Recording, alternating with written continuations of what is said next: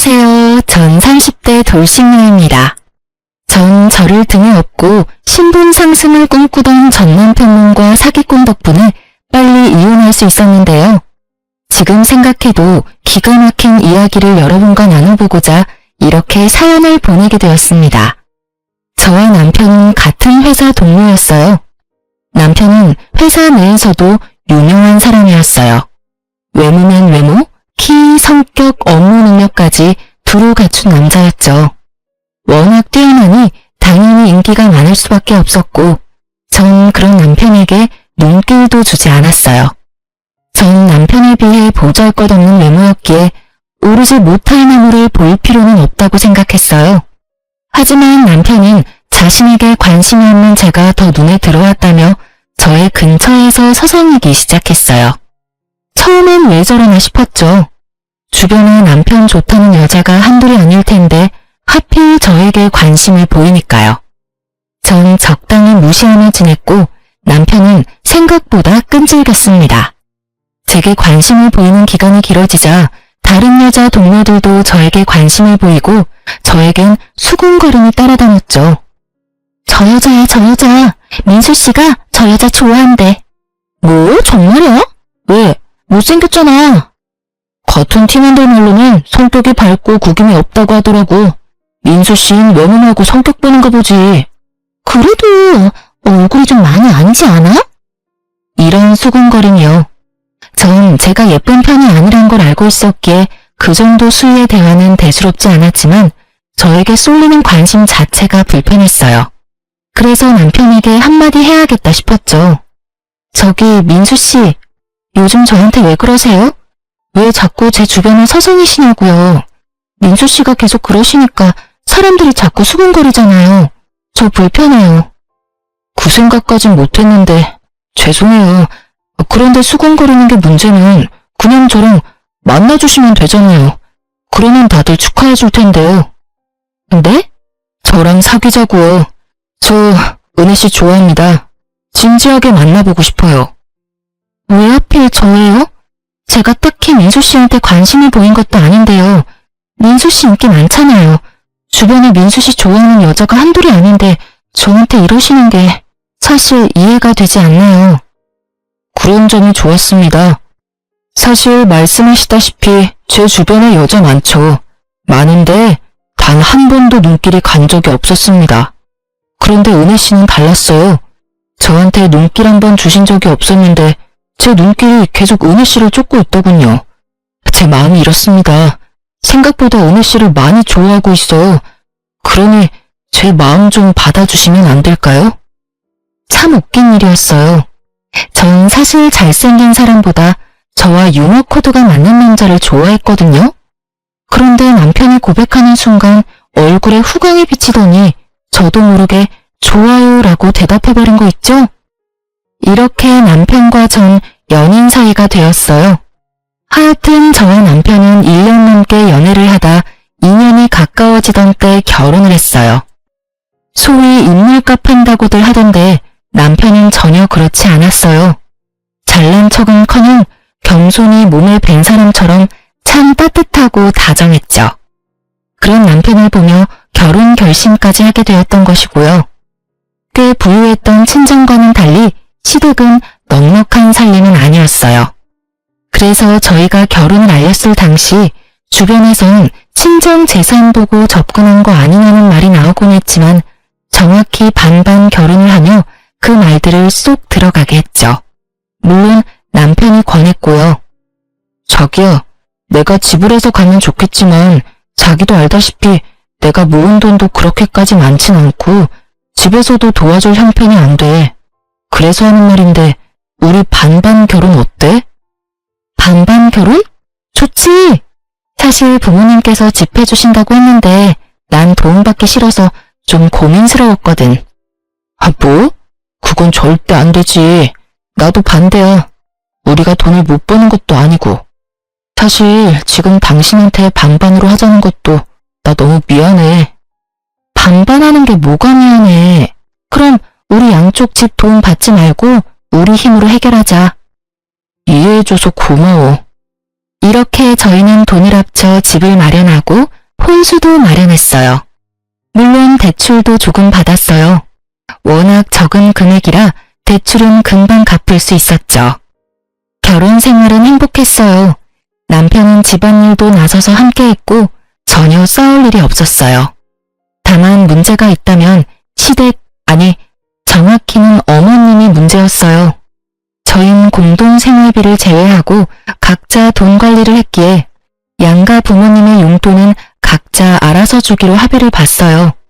하지만 어머님은 남편이 드리는 용돈이 만족스럽지 않으신지 저에게 연락을 하셔 돈을 요구하는 일이 생겨났습니다.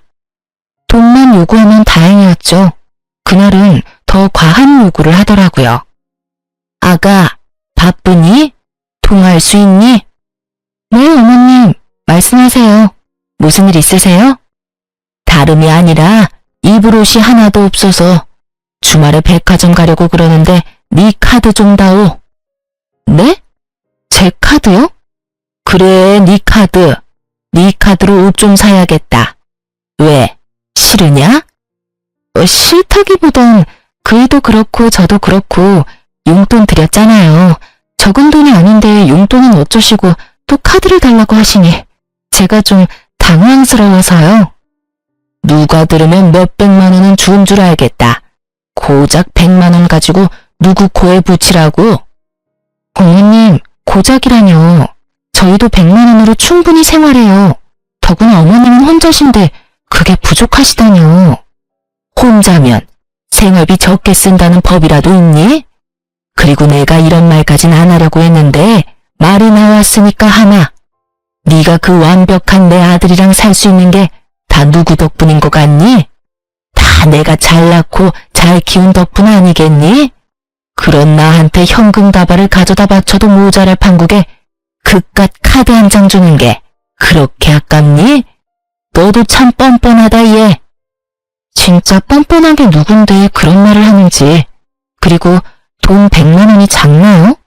참 진짜 기가 막히더라고요. 전 어머님의 황당한 요구에 할 말을 잃었고 때마침 옆에서 듣고 있던 남편이 제 휴대전화를 빼앗아 갔어요. 미간을 잔뜩 구긴 것이 화가 제대로 난 듯 했어요. 엄마, 이게 뭐하는 짓이야? 이 사람한테 카드 맡겨놨어? 왜 이 사람한테 카드를 달래? 그리고 은혜한테도 용돈 받고 있었어? 아니, 그게 아니라 아들. 나는 괜찮다고 하는데 은혜가 챙겨줘서 하는 수 없이 받았어. 나 정말 괜찮다고 했어. 결혼 첫 달부터 전화로 용돈 내놓으라고 그 난리를 부리신 건 기억도 안 나시는지 참 태연스럽게도 거짓말을 하시더라고요. 남편은 그런 어머님의 말씀을 무시하고 단호하게 말했어요. 엄마, 앞으로 은혜한테 용돈 타령하지 마. 만약에 은혜가 주더라도 다시 돌려주라고. 당연히 이번 주말에 카드도 없으니까 그런 줄 알고 끊어. 그리고 다시 은혜한테 이런 일로 전화하지 마. 한 번만 더 이런 일 있으면 명절에도 집에 가는 일은 없을 테니 그런 줄 알아. 그러고선 전화를 딱 끊는데 어머님께는 죄송하지만 참 든든하더라고요. 주변에 우려하는 반대로 남편은 친정 돈은커녕 제 돈마저도 탐내지 않았어요. 그 후론 어머님의 돈 요구는 사라졌지만 틈만 나면 전화하셔서 시댁으로 부르시기 시작했습니다. 평일엔 일을 해야 하니 변명거리라도 있었지만 주말엔 꼼짝없이 가야만 했어요. 그것도 2번 갔을까요? 제가 너무 피곤해하자 남편이 중간에 나서서 앞으로는 주말에도 부르지 말라고 못 박아준 덕분에 시댁 방문도 하지 않게 되었죠. 정말 든든하더라고요. 남의 편이라 남편이라고들 하던데 저희 남편은 온전한 제 편이었어요. 전 그런 남편을 믿고 의지했죠. 그렇게 전 남편과 행복할 거라 생각했어요. 우리 부부의 앞날은 밝을 거라 믿어 의심치 않았습니다. 하지만 예기치 못한 일은 갑자기 일어났고 남편의 추악한 민낯이 드러났어요. 그 사건의 시작은 친정아빠가 사기를 당하면서 시작되었습니다. 아빠는 사업 확장을 위해 새로운 사업에 무리해서 투자를 진행했고 그 큰 돈을 그만 다 허공에 날리고야 말았습니다. 네, 사기를 당하신 거였어요. 사기꾼은 투자금을 가지고 잠적을 해버렸고 아빠 회사는 크게 휘청하며 부도 위기까지 가게 되었습니다. 그 큰 돈이 투자금으로 확정될 때까지 몇 번의 확인 절차가 있었는데도 불구하고 일이 안 되려고 하니 어떻게 해도 막을 수가 없더군요. 친정의 가세는 무섭게 기울기 시작했고 남편도 자연스럽게 알게 되었죠. 그 후 남편은 저를 대하는 태도가 확 바뀌더군요. 어쩜 사람이 그렇게 변할 수 있는지. 제가 알던 다정하고 오로지 제 편이던 남편은 온데간데 없이 사라지고 멋씹은 표정으로 폭언만을 일삼는 쓰레기가 되어 있었습니다. 야, 될 수 있으면 아침엔 겸상 좀 안 하면 안 되냐? 어? 자기야, 그게 무슨 말이야. 네 얼굴이 너무 못생겨서 아침 먹다가 토할 것 같아서 그래. 그리고 그 자기 소리도 좀 그만해. 자기는 무슨... 내가 뭐 실수한 거라도 있어? 갑자기 왜 그래? 혹시나 내가 실수한 게 있다고 하더라도 지금 말은 너무 심하잖아. 심한 건 네 얼굴이랑 몸매고 얼굴은 뭐 어떻게든 가리면 된다고 쳐도 그 몸은 진짜 심하다고 생각 안 해? 넌 어떻게 그 몸으로 삼시세끼를 다 챙겨 먹을 수 있냐? 뭐? 진짜 말 다 했어? 아니, 아직 할 말 무진장 많은데 아침부터 네 얼굴 너무 많이 봤더니 속이 너무 안 좋네. 나머지 할 말은 카톡으로 할 테니 확인해봐. 남편은 헛구역질을 하며 자리를 떠났고 전 갑작스럽게 변한 남편의 모습에 한참을 멍하니 있었어요. 그 순간 휴대전화가 쉬지 않고 울렸고 휴대전화를 확인한 저는 믿기지 않는 현실에 눈물을 쏟았습니다. 휴대전화엔 남편이 보낸 카톡이 쉬지 않고 오고 있었는데 그 내용의 대부분은 제 외모를 비하하는 내용들이었어요. 그걸 보고 있는데 정말 내가 알던 제 남편이 맞나 싶더라고요. 저요, 사연 처음에 말씀드렸다시피 제가 예쁘지 않은 건 누구보다 잘 알고 있어요. 하지만 남편이 말하는 것처럼 그렇게 보지 못할 정도는 아니라고 생각하고 살았습니다. 객관적으로 평가해도 그렇고요. 돈도 있는 집에서 왜 진작 성형수술을 안 했나 하고 생각하실 수도 있겠지만 전 굳이 할 필요성을 못 느꼈을 뿐더러 그렇게까지 할 정도로 못나진 않다고 생각했어요. 예쁘진 않지만 그렇다고 못 볼 정도는 아니다. 딱 이 정도요. 그리고 몸무게도 그래요. 저 키 168cm에 몸무게 65kg입니다. 보통보단 통통하긴 하지만 그렇게 뚱뚱하진 않아요. 전 제 나름대로 제 외모에 만족하며 살아왔는데 갑자기 외모에 관한 폭언을 폭탄 수준으로 들으니 자신감이 급격하게 떨어지더군요. 그것도 내 편이라 믿고 의지했던 남편이 그랬으니 그 위력은 더욱 대단했습니다. 남편의 갑작스러운 변화는 폭언뿐만이 아니었어요. 퇴근 시간이 점점 늦어지더니 심지어 외박까지 하는 날도 잦아지더라고요. 저흰 같은 회사인데도 불구하고 회사 내에서도 남편 얼굴 보는 것이 힘들 정도로 남편은 저를 피해 다녔습니다. 거기에다 든든한 방패막이 되어주던 남편이 사라지니 어머님의 횡포가 날로 심해지더군요. 예, 너 당장 집으로 좀 오거라. 네? 지금요? 어머님, 저 회사예요. 일하는 게 큰 벼슬이지 벼슬이야. 그깟 회사 조퇴를 하든 사표를 내든 그건 네가 알아서 하고 집에 와서 손빨래 좀 해. 세탁기가 고장이 나서 빨랫감은 잔뜩 있는데 빨래를 못하고 있어. 어머님, 저 이제 출근한 지 1시간도 안 됐어요. 아니, 10시간이 됐다고 해도 빨래나 하자고 조퇴나 사표까지 내고 갈 생각도 없고요. 뭐야? 잘난 것도 하나 없는 년이 어디서 시어미가 오라는데 간다만다 말대꾸야? 너 진짜 이혼이라도 당하고 싶은 게야? 회사에 일하는 중이라 시댁에 손빨래하러 못 가는 것이 이혼 사유가 된다면 해야죠. 이혼. 그럼 어머니, 저는 맡은 업무가 바빠서 그만 끊을게요. 그렇게 전화를 끊어버린 전 휴대전화 전원을 꺼버렸습니다. 이혼이라니 다시 생각해도 헛웃음만 나오더라고요. 갑자기 변한 남편의 다시 시작된 심오의 시집살이. 두 사람의 폭언과 구박에 외모 콤플렉스라고는 없던 전 점점 자존감뿐 아니라 사람들의 시선조차 무서워지더라고요. 누가 뒤에서 무슨 소리를 하든지 간에 상관하지 않던 저인데 그런 저는 사라지고 없었습니다. 결국 전 회사를 쉬기로 하고 온종일 집에서만 생활하기 시작했습니다. 거울도 잘 보지 않게 되더군요.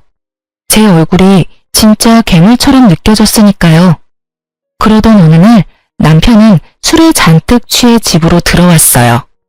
고주망태가 된 남편은 저에게 저와 왜 결혼까지 했는지 친히 알려주기 시작했어요. 어머 여보, 왜 이렇게 취했어? 여보? 아, 내가 너랑 결혼했지. 아휴, 내가 미쳤지. 얼굴은 못생겨도 돈은 많으니 손해보는 장사는 아니다 싶어서 눈 딱 감고 결혼했더니 뭐? 집이 망해? 사기를 당했다고? 사기는 나도 당했다 이거야. 내 인생 어떻게 할 거야? 집도 쫄딱 망해, 얼굴도 못생겼어. 몸매는 더 최악이야. 뭐 하나 볼 게 있어야 너 같은 년이랑 같이 살 수 있을 거 아니야. 지금 이혼해도 땡전 한 푼 못 건지니 이혼도 못해. 아, 이 일을 어떻게 할 거냐고. 이게 다 무슨 소리야? 그럼 당신 우리 집 재산 때문에 나랑 결혼했다, 이 말이야? 그럼 내가 너랑 왜 결혼했겠냐? 다 돈 때문이지. 박대리 그 새끼가 너희 집 돈 졸라 많다고 하길래 좀 알아보니까 진짜로 많더라고. 그래서 머리 좀 썼지. 와, 네 옆에서 알짱거리는 거 진짜 힘들었다. 오래 여자라고 튕길 땐 진짜 돈이고 뭐고 다 때려치우고 싶은 거 겨우 참았다고. 알아? 내가 그 역경 과정을 다 이겨내고 결혼까지 했는데 왜 하필 지금 망하냐고. 나한테 적어도 작은 사업체 정도는 떼주고 망했어야지. 지금 그걸 말이라고 해? 어떻게 그런 말을 할 수가 있어? 그런 말을 할 수가 있지. 내가 오죽하면 이러겠어? 이 집도 그래. 내가 너 안심시키려고 있는 돈 없는 돈 싹싹 끌어모아서 이 집 살 때 보탠 거야. 이럴 줄 알았으면 그때 집 사준다고 할 때 받았지. 내가 미쳤다고 대출까지 내서 돈 보탰겠어? 그래요. 남편은 저에게 계획적으로 접근했던 것이었습니다. 그 다정했던 미소도 손길도 심지어 눈빛까지 다 연기였어요. 친정에서 집을 사준다고 할 때 한사코 거부하더니 다 이유가 있었던 것입니다. 친정 소식을 들은 후로 변해버린 남편을 보며 짐작은 하고 있었지만 직접 그 입으로 다 듣고 나니 더 충격적이더라고요. 처음부터 끝까지 다 계획적이었더니 충격이 크니 눈물은커녕 웃음이 나더라고요.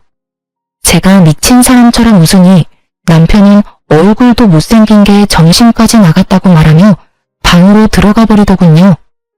남편의 말처럼 정신 나간 사람처럼 방을 지새우고 남편이 출근을 하고 나서야 거실로 나왔습니다. 그리고 생각했죠. 앞으로 어떻게 해야 할지요. 당연히 이혼을 해야겠지만 부모님 걱정이 앞서더군요. 그렇지 않아도 지금 회사 문제로 충격이 크신데 저까지 이혼한다고 하면 그 충격으로 큰일이라도 생기면 어쩌나 하는 생각이 제 발목을 잡았죠. 이러지도 저러지도 못하는 상황에 그렇지 않아도 미칠 지경인데 어머님까지 절 가만두질 않았습니다. 제가 전화를 받지 않으니 집으로 찾아오기 시작했어요. 자기 집 마냥 자연스럽게 비밀번호를 누르고 들어와서 온 집안을 헤집고 다니는 것은 기본이고 때 되면 밥 타령에 간식 타령, 심지어 욕조에 물까지 받으라며 목욕 수발까지 들게 하더군요. 날마다 심해지던 시집살이는 결국 본색을 드러냈습니다. 여느 날과 같이 자연스럽게 비밀번호를 누르고 들어온 어머님은 저를 부르더군요. 예, 여기 좀 앉아봐라. 전 크게 한숨을 쉬며 어머님 앞에 앉았고 그런 저를 보며 어머님은 혀를 차시더라고요. 그렇게 한숨이나 퍽퍽 쉬니 집이 안 망하고 백이니? 그런 말씀하시려고 저보고 와보라고 하신 거예요? 그러면 나도 본론만 말하마. 이 집 명이 공동명이라고 들었다. 그게 말이나 되니? 말이 안 될 건 없죠. 그이랑 저랑 정확히 반반씩 내서 집도 마련하고 대출금도 갚았으니 공동명의가 당연한 거 아닌가요? 그건 너희 집이 망하기 전에나 말이 되는 이야기였고 지금은 너희 집이 쫄딱 망하지 않았니? 이제 내 아들에게 물려주거나 해줄 수 있는 재산이 전혀 없는데 이 집이 공동명의인 건 당연히 말도 안 되는 거야. 당장 내 아들 명의로 바꾸거라. 네 집에서 내 아들한테 재산 한 푼 못 주는 대신 집이라도 내 아들 명의로 돌리란 이 말이야. 여러분은 이 말이 이해되시나요? 친정 재산을 남편에게 못 물려주니 함께 마련한 아파트 명의를 친정 재산을 대신하여 남편의 명의로 바꾸라니. 전 도대체가 기억부터 시작해서 희읍까지 이해되는 말이 없더군요. 이해되는 말이 없으니 대답조차 못하고 있자 어머님은 작정하고 오셨는지 더 황당한 말을 하더군요. 명의 바꾸는 대로 이 집에서도 나가. 난 더 이상 너 같은 애랑 내 아들이랑 같이 사는 꼴 보기 싫으니 말이다.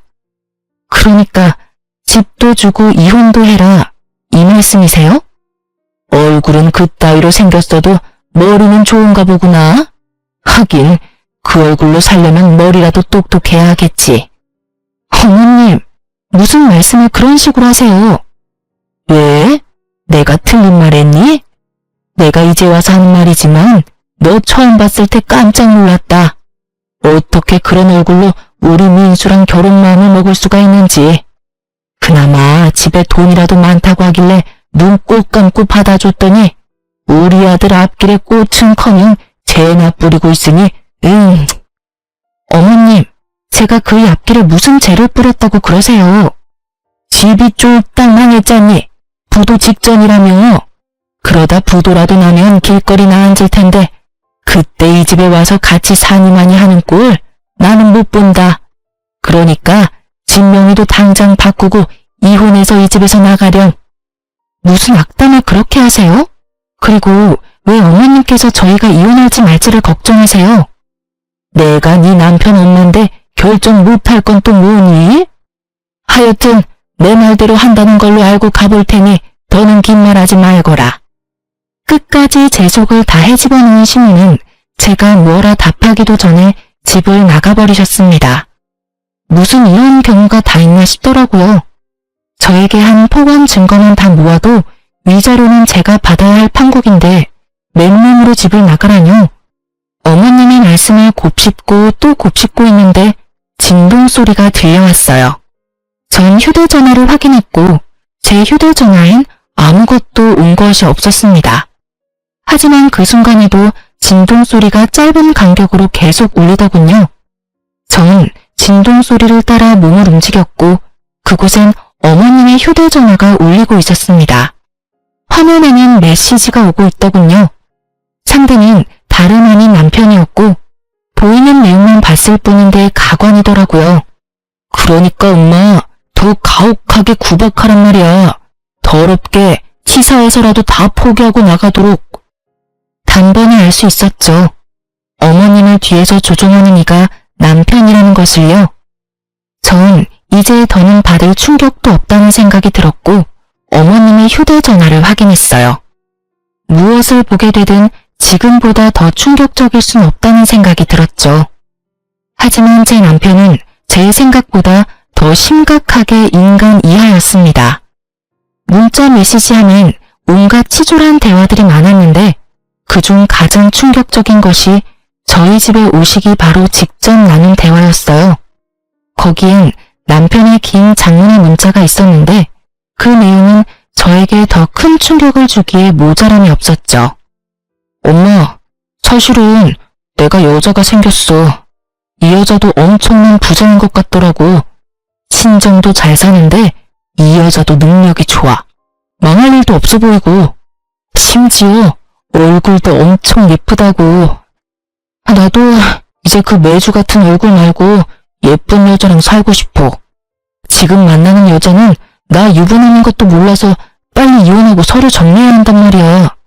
집도 있다고 해놔서 집 명의도 내 명의로 빨리 바꿔야 한다고. 남편의 장문 문자도 충분히 화가 나고도 남는데 문자를 쓰지 못하는 어머님의 이응, 단 한 글자뿐인 답장에 제 분노가 폭발해버렸습니다. 몸이 떨리는 건 물론 이까지 드르륵 갈리며 이 두 인간을 갈아 마셔도 화가 풀리지 않을 것만 같았습니다. 전 곧 휴대전화를 가지러 오신 어머님과 마주했다간 복수는 시작도 못하고 끝날 것만 같아 일단 집 밖으로 나와버렸습니다. 그리고 복수만 생각하며 걷고 또 걸었어요. 그렇게 걷다 전 어느 순간 정신을 잃고 쓰러졌고 눈을 떠보니 응급실이더군요. 환자분, 이제 정신이 드세요? 영양실조로 쓰러지셨어요. 휴대전화로 남편분한테 전화드렸는데 병원이라고 하니 그냥 끊어버리시더라고요. 보이스피싱으로 아시는 건지 그 뒤로는 전화도 안 받으시고요. 영양제 다 맞으시고 처방 좀 받으셔서 가시면 되는데 혼자 가실 수 있겠어요? 간호사분의 말을 듣고 있는데 그제야 눈물이 났어요. 모든 것이 현실이었고 제가 맞이한 현실은 가혹하더군요. 그렇게 한바탕 눈물을 쏟아낸 저는 줄어드는 영양제를 보며 복수를 계획했습니다. 막상 복수를 계획하면서도 막막했는데 이런 저를 하늘에서도 돕는지 친정에서 좋은 소식이 들려왔습니다. 투자금을 들고 잠적했던 사기꾼을 잡았다는 소식이었습니다. 심지어 그 사기꾼은 돈을 빼돌리지 못해 돈까지 다 찾았다고 하더군요. 그 소식을 듣는데 하늘을 보며 감사하다고 몇 번을 외쳤는지 몰라요. 울기도 많이 울었고요.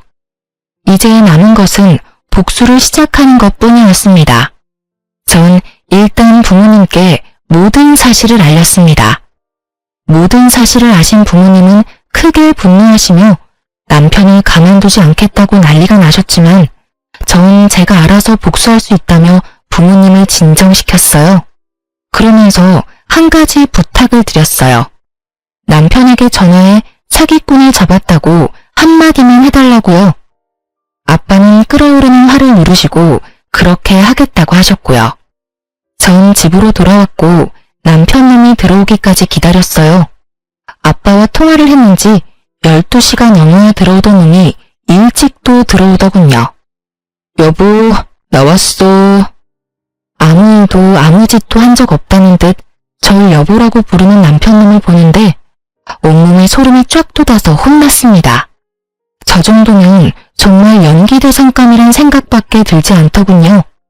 민망한 기색도 미안하다는 말 한마디도 없이 제 곁에 붙어 앉아 아양을 떨어대던 남편은 저를 살며시 안았고 남편의 손길이 닿음과 동시에 전 반사적으로 남편놈을 확 밀쳐내버렸어요.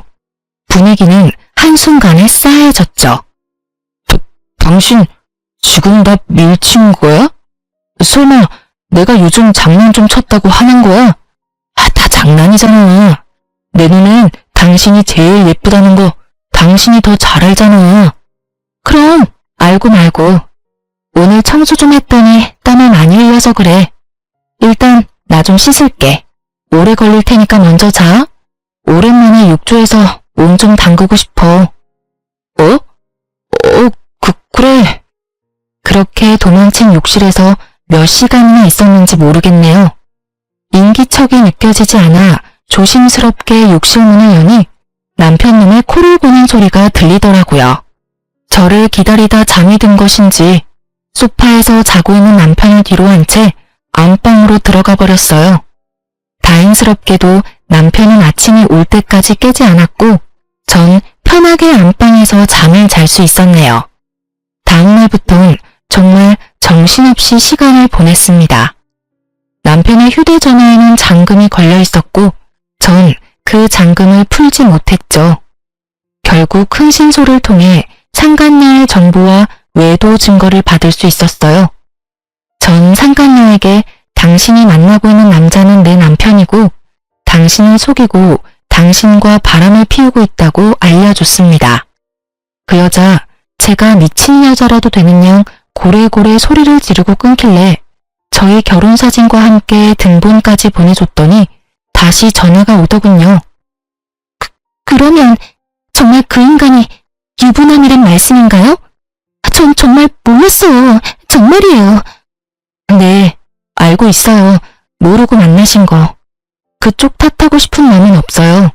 그저 더 큰 피해를 당하기 전에 말씀드려야 할 것 같아서 연락드린 거예요. 정말 죄송하고 감사합니다. 덕분에 쓰레기를 걸을 수 있게 됐네요. 어떻게 멀쩡한 얼굴에 그런 거짓말을 한다니 정말 무섭네요. 그러니까요. 저한테 그랬듯이 그쪽한테 접근한 것도 다 계획적이었을 거예요. 시댁에 돈 있는 게 자기가 가진 단 하나의 오점이라고 생각하는 인간이라 돈 있는 여자라면 물불 안 가리는 것 같았어요. 어쩐지 은근슬쩍 재산에 관심 보이길래 설마 하는 마음은 있었는데 정말 감사해요. 혹시 제가 도울 일이 있다면 도울게요. 그럼 한 가지만 부탁드려도 될까요? 그럼요. 그럼 그 인간이랑 아직은 헤어지지 말아주세요. 제가 연락드릴 테니 그때 헤어져 주세요. 네, 알겠어요. 당연히 제가 모든 사실을 알았던 건 비밀이겠죠? 네, 감사해요. 그럼 힘드시겠지만 연기 부탁드려요. 그렇게 상간녀와 전 동맹을 맺었고 저의 계획은 척척 진행되고 있었어요. 그 사이 남편은 저와 상간녀 사이에서 고민하는 것이 보이더라고요. 하지만 상간녀가 결혼에 대한 관심을 보이지 않자 저에게 더 정성을 쏟기 시작했어요. 남편도 어머님도 저를 이용하기가 가장 쉽다는 것을 다시 깨달은 것인지 지극정성도 그런 지극정성이 없었어요. 어머님은 아가 하시며 갖은 음식을 해오시는 것도 모자라 집까지 청소해 주셨고요. 남편놈은 꽃과 보석을 사오며 선물 공세를 하기 시작하더군요. 그래도 제 반응이 좋지 않자 정말 큰일 났다 싶었는지 제 마음을 돌리고자 있는 돈 없는 돈에 대출까지 받아 보탰던 저희 신혼집도 공동명의에서 제 명의로 바꿔주더라고요. 제 이름이 적힌 등기 필증을 내밀며 용서를 구하는데 정말이지 눈물 없인 볼 수 없는 연기였어요. 여보, 내가 진짜 미안해. 그동안 섭섭했지? 그건 다 내 진심이 아니었어. 여러 가지 힘든 일이 좀 있었는데 워낙 당신을 믿고 의지하다 보니까 나도 모르게 편해져서 당신한테 화풀이 했던 것 같아. 앞으로 절대 그런 일 없을 거야. 맹세해. 그리고 이건 별거 아닌데 집문서야. 이렇게 해서라도 내 마음이 진심이란 걸 보여주고 싶었어. 나 좀 용서해주면 안 될까? 여보, 이렇게까지 하지 않아도 되는데 당신 정말 반성하고 있구나? 그럼 나 진짜 반성 많이 했어. 그리고 얼마나 후회했는지 몰라. 나 용서해 줄 거야? 부부 사이의 용서는 무슨? 이미 다 풀었지. 전 남편에게 감동한 척을 하며 남편 못지않은 연기를 펼쳤고 남편은 이제 다 됐다고 생각했는지 얼굴에 화색이 돌았어요. 전 그런 남편에게 더 큰 희망을 심어주기로 했어요. 참, 여보, 혹시 지금 다니는 회사 그만두고 우리 아빠 회사로 들어가서 일 배워보는 건 어때? 이번에 그런 일도 있었고 아무래도 회사의 가족이 중요한 일을 맡을 필요가 있는 것 같아서. 자식이라곤 나 하나뿐인데 당신도 알다시피 난 회사 일에 관심도 없고 그럼 남는 건 당신뿐이잖아. 정말? 정말이야? 나 장인어른 회사에서 일 배울 수 있는 거야? 당신만 괜찮다면? 그렇지 않아도 아빠가 진작에 말씀하셨는데 그동안 우리 사이가 좀 그랬잖아. 그래서 말 못하고 있었지. 자리도 진작 만들어두신 것 같더라고. 자리까지 마련해두셨다고? 그러면 당장 내일이라도 사표 내지 뭐. 그래, 그러면 내가 아빠한테 말해놓을게. 얼마나 좋아하던지. 어린애처럼 온 집을 누리며 방방 뛰는 남편놈을 보며 마음껏 좋아하라고 생각했네요. 그 기쁨도 오늘이 마지막일 테니까요. 드디어 결전의 날이 밝았고 남편님은 출근과 동시에 사표를 냈다며 연락이 왔어요. 전 준비한 서류를 챙겨 남편이 오길 기다렸습니다. 남편은 밝은 얼굴로 집으로 돌아왔고 전 그 티 없이 밝은 얼굴에 이혼을 통보했어요. 우리 이혼하자. 뭐? 뭘 하자고? 내가 잘못 들은 거지. 이혼이라니. 제대로 들은 거 맞아. 이혼해 우리. 갑자기 무슨 이혼이야. 어제 나 다 용서했다며. 그 말을 믿었어? 네가 나한테 한 짓이 있는데 용서가 그렇게 쉽게 될 거라 생각했더니 순진하다 해야 해, 멍청하다고 해야 해? 여보, 이러지 마. 나 절대 이혼 못해. 난 죽어도 이혼 못한다고. 방금 회사에 사표까지 냈는데 우리 이혼하면 나 어떻게 해? 남편은 제 다리를 붙잡고 매달리기 시작했고 전 준비해둔 이혼 서류와 함께 외도 증거들을 남편에게 건네주며 말했어요. 하기 싫어도 해야 할 거야. 증거가 이렇게 차고 넘치거든. 가지가지 했더라. 계획적으로 접근한 것도 모자라서 바람까지 피우고 계셨던데. 질질 끌지 말고 이혼해 그냥. 소송으로 가봤자 너한테 불리할 뿐이니까.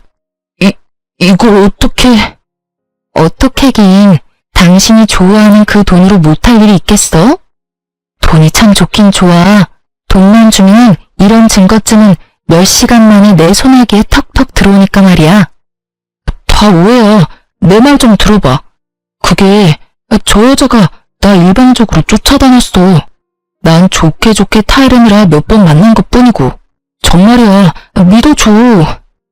참 비싼 밥 먹고 정성껏 개소리하고 있다. 넌 손잡고 포옹하면서 거절하니? 증거가 떡하니 있는데 끝까지 거짓말하는 꼴하고는. 그리고 일방적으로 쫓아다녀? 자기야 사랑해, 보고 싶다. 나 자기랑 결혼하고 싶어. 이거 전부 네가 보낸 건데? 이래도 여자 혼자 일방적인 거야? 내가 보기엔 네가 그 여자 쫓아다니는 걸로 보이는데? 끝까지 거짓말을 하던 남편은 제가 직접 증거를 나열해주자 그제야 입을 닫더군요. 할 말이 없었겠죠. 이렇게나 빼도 박도 못할 증거가 눈앞에 펼쳐지는 말이에요. 한참을 사진을 보던 남편은 사진을 갈기갈기 찍기 시작했어요. 사진이야 다시 뽑으면 그만인데 머리가 나쁜 것인지 생각이 없는 것인지 참 필사적으로도 찢더라고요. 너 생각보다 머리가 나쁘구나. 사진이야 다시 뽑으면 그만이야. 남편은 잠시 멈칫하더니 다시 저에게 빌기 시작하더군요. 여보, 진짜 내가 잘못했어. 내가 미쳤나봐. 내가 진짜 잘못했다니까. 당신 나 사랑하잖아. 당신 나 없이 살 수 있어? 내가 잘 아는데 당신 나 없이 못 살아. 상사병에 걸릴 수도 있다고. 내가 다 당신 생각해서 하는 말이니까 그냥 나 용서해주고 우리 행복하게 살자. 응? 이 미친 자신감은 어디서 나오는 건지. 넘쳐나는 자신감 하나는 부럽더군요. 전 어이가 없어 소리내 웃으며 말했어요. 참 대단하다 너. 그런 자신감 부럽기도 하네. 근데 너 진짜 착각의 정도가 심각하다. 나 이제 너 안 사랑하고 네가 없어서 잘 살 수 있어. 탕사병은 개뿔. 너랑 계속 살다가 화병으로 제명까지 못 살 것 같거든? 그러니까 제발 이혼해. 여보. 참. 그리고 이혼하기 전에 짐부터 싸. 짐은 왜? 짐은 왜라니? 잊었어? 이 집 당신 손으로 직접 내 명의로 돌려줬잖아. 시세보다 조금 저렴하게 내놨더니 금방 팔렸지 뭐야? 내가 인심 써서 가정 가구는 당신 줄 테니까 그걸로 월세라도 얻어서 잘 살아. 그러면 법원에서 보자. 전 그대로 집을 나와버렸습니다. 정말 운이 좋았어요. 복수를 계획하며 내놓은 집이 타이밍 좋게 딱 팔려주었으니까요. 남편에게 말한 대로 시세보다 조금 싸게 내놓긴 했지만 전혀 아깝지 않았어요. 오히려 이득이었죠. 반년 투자한 집이 온전한 제 것이 되어 돌아왔으니까요. 남편은 생각보다 더 쉽게 저와 이혼해 주었고 전 성공적으로 복수에 성공하게 되었습니다. 저와 쉽게 이혼해준 전 남편의 행보는 뻔했고 전 상간녀에게 연락해 지금이라는 말을 전했어요. 지금이 헤어질 적기라는 뜻이었죠. 헤어질 날만 기다렸던 상간녀는 생각보다 더 잘해주었어요. 자신을 찾아온 전 남편에게 유부남이었던 거 다 알고 있다며 뺨도 날려주고 물도 뿌려줬다고 하더군요. 그러면서 사기죄로 고소하기 전에 썩 꺼지라는 말까지 했다고 해요. 전 남편은 자신이 저지른 잘못이 큰 걸 알고는 있는지 그대로 줄행랑을 쳤다고 하고요. 모르긴 몰라도 돈 많이 썼을 거예요. 처음부터 저한테 돈을 잘 쓰긴 했는데 제가 고가의 선물 같은 건 바란 적이 없었거든요. 그런데 속였다는 거 알고 난 뒤부터는 가방도 받아내고 목걸이, 반지 다 받아냈어요. 카드로 다 긁던데? 그 빚 언제 다 갚으려나 몰라요. 이러니 생각보다 더 잘해낸 거 틀림없죠? 제 작전보다 더 잘 끝나버린 복수에 두 발 뻗고 잘 자고 잘 지낸 저와는 달리 전 남편은 전혀 잘 지내지 못했는지 차마 눈뜨고 보지 못할 꼴로 몇 달 만에 저를 찾아왔습니다. 전 당시에 친정에 있었는데 부모님도 외출하고 계시지 않아 어쩔 수 없이 전 남편을 마주해야 했죠. 웬일이야? 나한테 더 할 말이 남았어? 여보? 진짜 여보 맞아? 당신 진짜 예쁘다. 진짜 진심이야.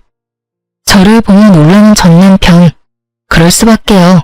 전 이혼 후 회사에 다시 출근하며 다이어트를 시작했고 피나는 노력으로 다이어트에 성공했습니다. 얼굴 살도 많이 빠졌고 경락 마사지도 꾸준히 받았고요. 얼굴에 있던 점도 다 뺐는데 그 효과를 크게 봤어요. 고작 점만 뺐을 뿐인데 얼굴이 더 환해지더라고요. 이목구비도 더 또렷해지고 얼굴도 환해지니 제 얼굴도 꽤 예쁘더라고요. 얼굴이 예뻐지니 화장에도 관심이 생기고요. 그런 소리를 하려고 나 찾아온 거야? 아니, 몰라보게 변한 모습에 놀라서 그만. 여보, 내가 진짜 잘못했어. 그 여자랑도 완전히 헤어졌고 나 이제 진짜 당신뿐이야. 나 좀 받아주면 안 될까? 내가 진짜 한평생 당신만을 위해서 살게. 전 남편은 무릎까지 꿇고 그야말로 손이 발이 되게 빌기 시작했어요. 눈에 눈물까지 고이며 비는데 그 모습조차 역겨워 혼났네요. 전 불쌍한 척 눈물을 훔치는 남편의 꼴을 훑으며 말했어요. 있잖아, 잘 들어? 난 너같이 집도 가난하고 인물도 볼 것 없는 버러지랑은 다시 살 생각은 추호도 없어. 지금 네 얼굴을 마주하고 있는 이 순간에도 구역질이 날 것 같은데 어떻게 한 집에서 같이 살 수가 있겠어? 그러니까 제발 좀 꺼져주라. 응? 여보, 그러지 말고 예정을 생각해서 다시 한 번만 생각해보면 안 될까? 갈 때까지 간 전 남편은 끝까지 구질구질하게 굴었고 전 저를 붙잡고 늘어지는 전 남편의 손을 뿌리치며 말했습니다. 100만 번을 생각해도 예정은 없고 1000만 번을 생각해도 너랑은 이제 끝이야, 끝. 그러니까 부모님들 오시기 전에 당장 꺼져. 부모님들 오시면 모르긴 몰라도 너 어디 하나 부러질 게 뻔하니까 두 발로 걸어 나갈 수 있을 때 가. 이게 내가 너한테 베풀 수 있는 마지막 인내심이자 호의니까. 야, 진짜 너 해도 너무하는 거 아니야? 내가 뭘 그렇게 잘못했냐? 뭐? 바람 피운 거? 상식적으로 나 정도 되는 남자가 너 같은 여자랑 사는데 평생 너만 바라보면서 살 수 있을 거라 생각했어?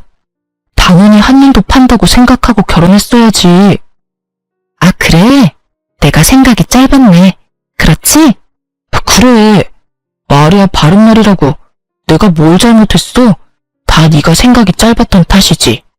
그러니까 이제 그만하고 다시 시작하자. 앞으로는 한눈 파는 일은 없을 거야. 아니야. 나는 그릇이 작아서 날 등에 업고 신분 상승이나 하려는 놈이 바람까지 피우는 꼴 더는 못 보고 살아. 그동안 당했던 모욕도 잊을 생각 없고. 그러니까 당장 꺼져. 이 쓰레기야. 쓰레기? 이 나쁜 년. 내가 다시 찾아오나 봐라. 잘 먹고 잘 살아라. 이 피도 눈물도 없는 년. 전 남편은 바닥에 가래침까지 뱉고선 제 눈앞에서 사라졌습니다. 그렇게 모든 게 끝인 줄 알았어요. 하지만 전 남편과 전 시모는 끈질기더군요. 사람이 어떻게 그렇게 뻔뻔할 수가 있는지. 저희 부모님을 피해 제가 다니는 회사로 찾아오기 시작하더군요. 필사적으로 두 사람을 피하던 어느 날, 결국 회사 앞에서 잠복 중이던 두 사람과 마주하게 되었고, 두 사람은 깃털보다 가벼운 무릎을 꿇고 저에게 빌기 시작했습니다. 그것도 퇴근 시간 회사 앞에서요. 그 와중에 다행이라고 할 수 있는 건 전 남편 몸은 입이라도 다물고 있었던 것 정도겠네요. 아가, 우리가 다 잘못했다. 제발 한 번만 용서해주면 안 되겠니? 이 늙은 시어미가 이렇게 무릎까지 꿇고 싹싹 빌지 않니? 네가 한 번만 용서해주면 내가 네가 원하는 건 뭐든 다 해줄 수 있단다. 그래, 평생 얼굴 안 보고 살자고 하면 그렇게 할 수도 있어. 이제 와서 이러셔도 아무 소용없어요. 기혼한 지가 언젠데 아직까지 이러세요? 그리고 그 잘난 아들이 아무 말도 안 했나 봐요.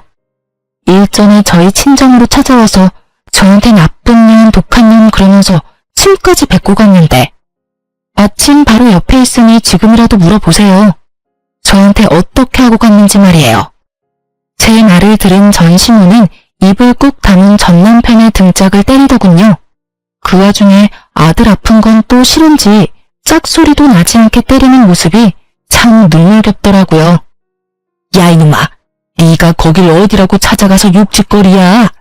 잘못했다고 석고대죄를 올려도 모자랄 판국에 네가 정신이 있어 없어? 한참을 마사지하듯 전 남편의 등을 두드리던 전 시모는 제 눈치를 살피며 다시 싹싹 빌었습니다. 아가, 봤지? 내가 이렇게까지 했으니 이 녀석도 정신 차릴 것이야. 그러니까 네가 아량을 좀 베풀어주면 안 되겠니? 안 되겠는데요. 제가 왜요?